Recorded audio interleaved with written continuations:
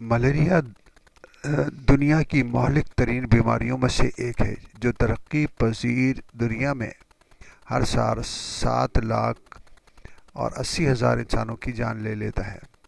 تاہم 24 سال سے 24 ایئرس سے مسلسل تحقیق اور جستجو کے بعد دنیا کی ایک مشہور بین الاقوامی دواساز کمپنی کے سائنسدان ڈاکٹر جوکہن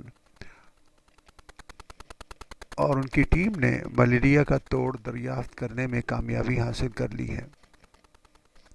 یہ ایک انتہائی مؤثر ملیریا ویکسین ہے جسے RTS-S کا نام دیا گیا ہے، مگر یہ موسکیوریکس کے نام سے بھی زیادہ مقبول ہوئی ہے۔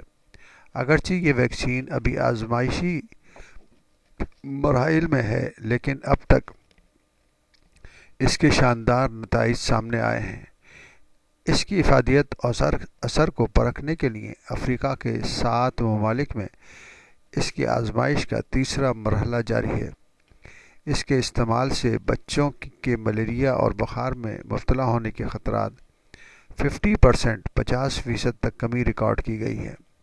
اگر یہ ویکسین اسی طرح کامیابی کے نتائج دیتی رہی تو اسے جلد 2015 تک مارکیٹ میں پیش کر دیا جائے گا، اور پھر یہ کہ ملیریا جیسے مرض کے مسائل کی کمی ہونے میں مدد ملے گی۔